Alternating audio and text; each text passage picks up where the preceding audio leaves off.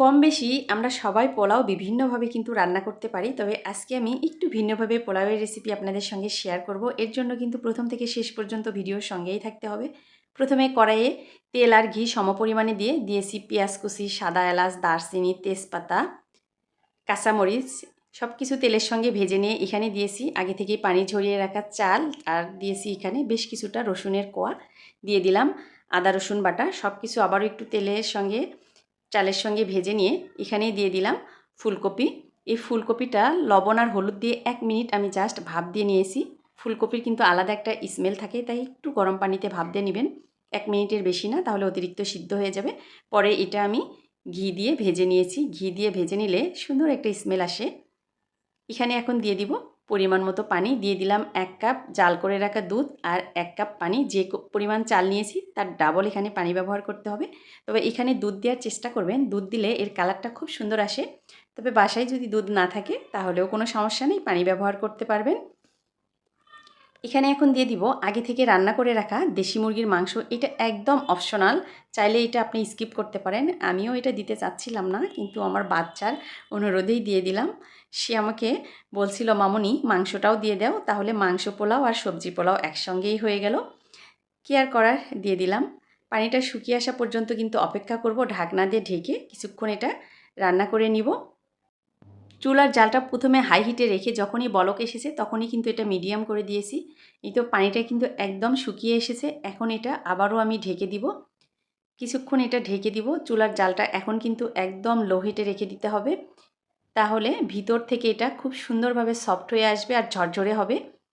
এই পোলাওটা ঝরঝরে করে রান্না করলেই কিন্তু এটা খেতে বেশি ভালো লাগে। তাই পানি যখন দিবেন পরিমাণটা বুঝে দিয়ে দিবেন, কারণ পানিটা নির্ভর করে অনেক সময় চাল পুরাতন হয়, নতুন হয়, আবার আমরা যে হাঁড়িতে রান্না করি বা চুলার জালের উপরেও কিন্তু অনেকটা পানির পরিমাণ নির্ভর করে। তাই পানিটা খুব ভালো করে পরিমাপ করে নিয়ে দিয়ে দিবেন, তাহলে এই পোলাওটা একদম পারফেক্ট হবে।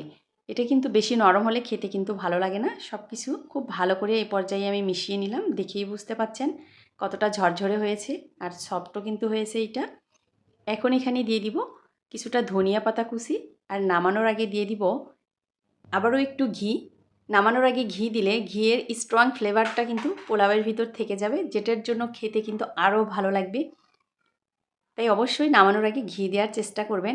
শীতের সময় তো বিভিন্ন ধরনের সবজি পাওয়া যায়, আপনার পছন্দ অনুযায়ী কালারফুল সবজিগুলো বা যে কোনো সবজি এখানে ব্যবহার করতে পারবেন। বিভিন্ন ধরনের বাদাম, কিশমিশ ঘিয়ে ভেজেও এখানে কিন্তু ব্যবহার করতে পারবেন। আসলে আমার হাতের কাছে যা ছিল সেটা দিয়েই রান্নাটা করেছি।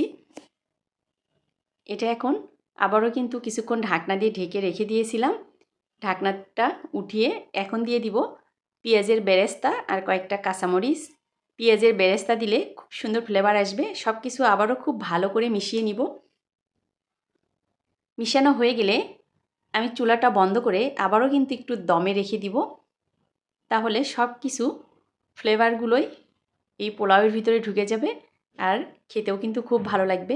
যারা এতক্ষণ পর্যন্ত ভিডিওর সঙ্গেই আছেন তাদের কাছে অনুরোধ রইল, ভিডিওতে একটা লাইক দিয়ে দিবেন আর কমেন্ট করতে ভুলবেন না আমার রেসিপিটা কেমন লেগেছে। যারা নতুন আজ আমার চ্যানেলে এসেছেন তাদের কাছে অনুরোধ রইল, যদি আমার ভিডিও ভালো লেগে থাকে তাহলে আমার চ্যানেলটা সাবস্ক্রাইব করবেন। যখনই নতুন নতুন ভিডিও ছাড়বো তখনই কিন্তু আপনার কাছে নোটিফিকেশান চলে যাবে।